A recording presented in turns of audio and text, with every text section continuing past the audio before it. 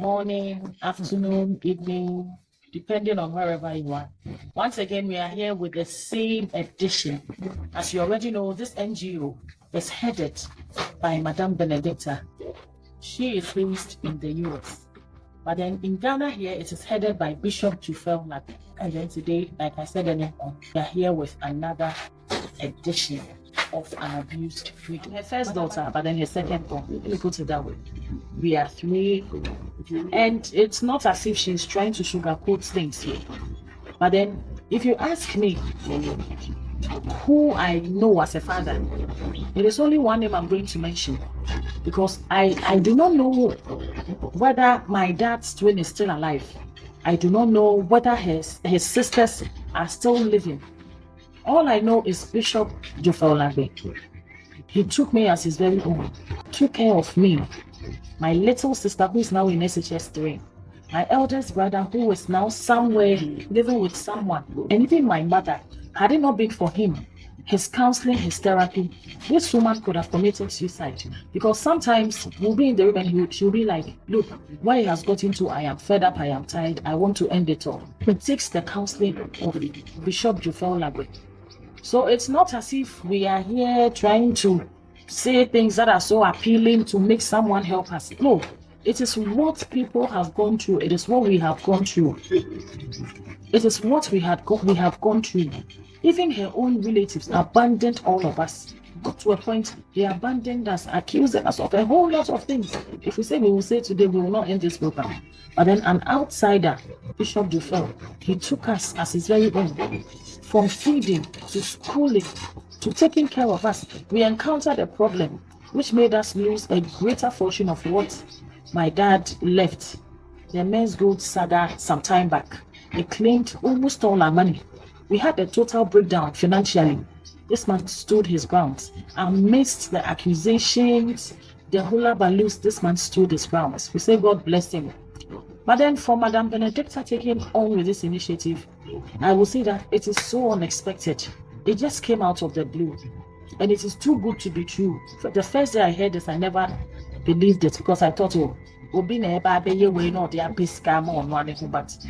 coming to think of it and upon speaking with her, I've realized that no, she really has widows and orphans at heart. The Lord should bless her. She should replenish her. We are here once again for the Widow and Son Foundation, the initiative of helping widows and widowers in Ghana, West Africa. We are here with another widow, a bereaved one for that matter. But then this time round, she came with her daughter to actually help in testifying to the fact that he has been abused. So as she is trying to compose herself for the next question, the whole thing is, after the death of the husband, the family deserted the kids, the 3 children. And then she had to stand as the woman and the man at the same time to cater for these kids. Someone would ask, how? According to her, she had to go get things on credit, take them round to make ends meet. It's not as if she had a specific shop that she was selling, but then she would have to carry the things around. That is early morning until she makes sales for the children to eat. Before she herself would even think of eating. All these things she took on credit. And if she is eating into the profit and the capital, do you not think she will be running at a loss? I have another widow here. She goes by the name Madame Juliana Opoku, alias Atamami. Alias Atamami. She is also a bereaved widow who has actually been abused in a way by society and by the relative of the dead spouse. These things are often common in Ghana, especially West Africa, let me put it that way, because of our traditions and, let me say, the insatiable desires of people, taking on properties from the deceased partners and deceased relatives without even thinking of the health and then the impact of such things on the wife of the late relative. So as you already know, I go by the name Benedicta Sam. and I'm going to be the interviewer as I have my interview. Actually, what she's saying, I would have loved you to hear it from the horse's own mouth. But then some people, because of language barrier, would have to hear it in English because it's really, really saddening to hear what she's saying. According to her, just as I said earlier on, the husband left when the least of the kids was 3 months. Now the boy is 20. And then according to her, what she has gone through, she does not think that any other widow can endure what she has gone through. Because they used to stay at Middle East. Someone is in Ashaiman, it's a shanty town. So they were living there, and then when the incident happened to the husband, she decided to consult the relatives of the late husband. What she was told was that they were not willing, they were not ready at all to take on the legacy of their late brother. And so it took the intervention of a carpenter who was situated in Mataheko, for them to find a place to sleep, because getting a place to sleep was a problem. He has 5 boys. The second set are twins, so making it 5 children. So the carpenter came to tell her that where they are is actually not too good. So he knows of an uncompleted building in Mataheko. He is the one roofing that particular building, so they can stay there until he is done with the job. So the carpenter moved them there, and then they have to move, the children have to walk from Mataheko to Community 8 to school on foot, not by car, not by bicycle, but on foot. If you actually know the distance, you'll see that we are not exaggerating at all. They will move from here to there. So the woman was like, I'm making my children get tired too much for nothing. Why don't I move them to Ebenezer Hill? That one is a bit closer. So she did that, all that with no support. And then what happened was that where they were, which is the uncompleted building, they started encountering problems because the woman was like, she's ready to move in. Then they still had nowhere to go to. So she had to think of where to move to. It took the intervention of another good man, Bishop Jofel Lagbe, to give them a place to stay with the boys. Saying it or narrating it like this might not portray any emotions, but then try to be emphatic. Try to put yourself in the person's shoe. Currently, if you have 5 kids, boys, look at how boys consume food. You have 5 boys, set of twins, and with no help. 20 years after the death of the father, how would you feel? Some people will even like to commit suicide, but this woman stood her ground. So we are moving on. So the story we heard is that of Madame Esi and her son, Mr. Kwame. Madame Esi is 80 years. She's been a widow for 17 years now. She had 7 children, but unfortunately 4 are out. She has 3 now. According to the story of the young man, Madame Esi Nkume's husband left a piece of land that he wanted to build on. So unfortunately, after nothing has been done on the land. But recently, Mr. Kwame Donko has been able to put up or mount up a 1 bedroom, that is a single room structure, on it for Madame Esi Nkuma. What he is saying is that the woman is now aged, cannot work. So if there will be any help, Madame Benedicta should remit her from time to time. And also if Madame Benedicta would help with the organization of building materials for the room to be expanded, it will go a long way to help. When she dies, relatives from her side would come and inspect where she lived. Also, he is pleading that the good Lord would grant Madame Benedicta the strength to continue with whatever thing she has started. Thank you. So we have with us, as said earlier on, Madame Enyonam Jamepe with her daughter, Miss Helen. What they were talking about is how difficult circumstances have been ever since the death of her husband.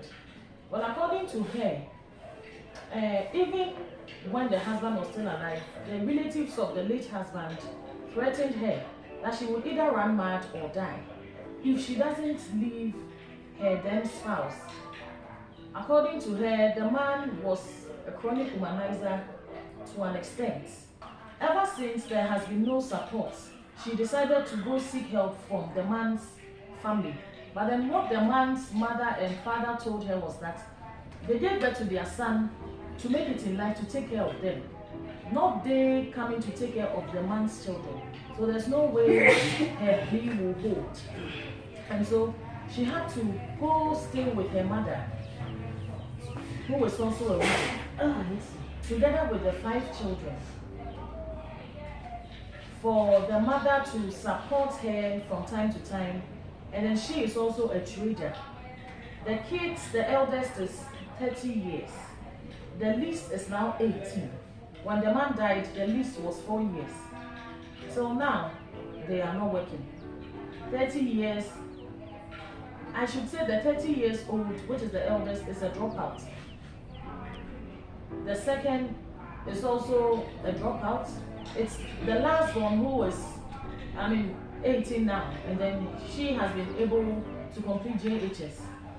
But now, if she would need any support, she would need a capital to start working with, as well as accommodation. Also, the kids should be taken care of, especially in the educational sphere, so that she will be at ease a bit, because now she has no freedom at all. She needs that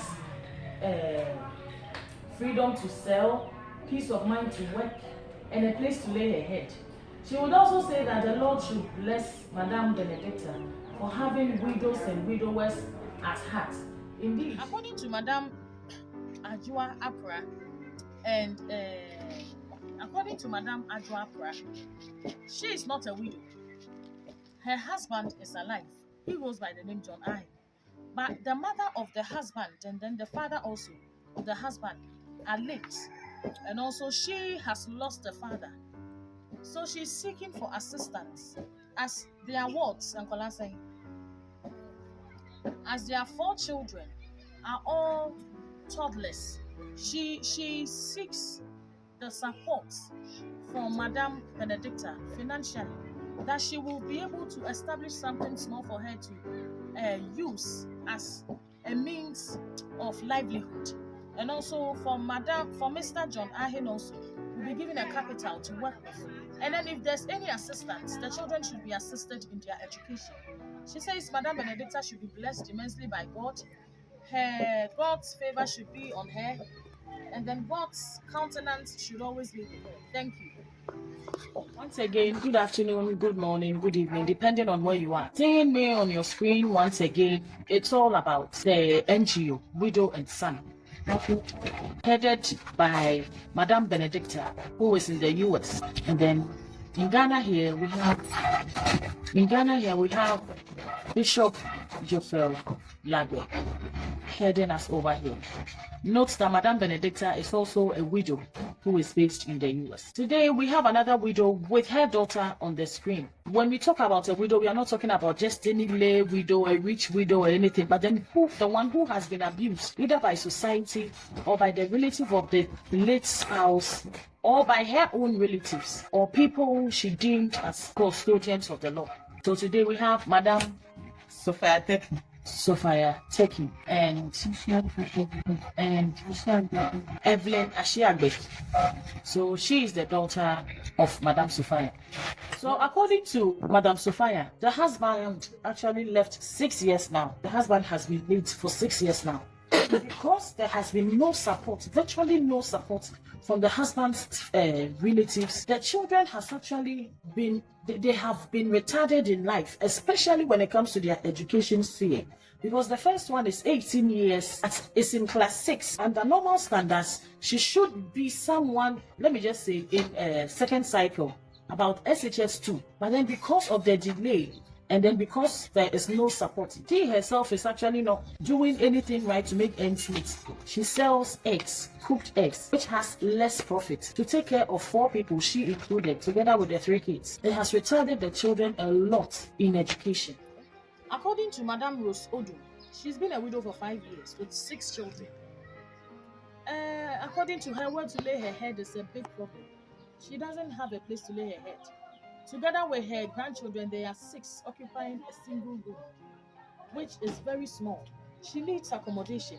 Also, she needs a capital to start working with, so that she can cater for the grandchildren, as her children are trying to make ends meet elsewhere. She says the Lord should bless her. The Lord should grant her more life, long life, more money to continue taking charge of widows. Thank you. Amen. With us here is Madame Ajua Sam. I said earlier on, she is an orphan. According to her, she had, or I should say she has, 6 kids with the husband. The husband deserted the kids. She was the one who took care of them till now. She's been taking care of them till now. Fortunately, they went to school, but up to a certain stage, she's not been able to cater for them again. It was due to the help that she was receiving from her late father. Now as we are speaking, her mom is late, her dad is late. One would ask, how will she cater for them if it was the late father who was taking care of them? That is what we are talking about here now. According to her, if the man can be found, she went to the village of the man who impregnated her. I mean, the man she had the 6 kids with. But then they claim they haven't set eyes on their sibling. And so if we can look for the man for her, compel the man to take care of the kids, she will be glad. And also, she does not have a place to stay. She is actually perching with a friend. But then the person claims the person wants to eject her from the house or the room. She's pleading with Madame Benedicta to get her a place to stay. And then also, if she can give her a capital to start working with. And then also, if she can take care of the kids for her, she will be glad. She's saying that God should bless Madame Benedicta. So the voice we heard is that of Madame Belinda Lumon Enyonam.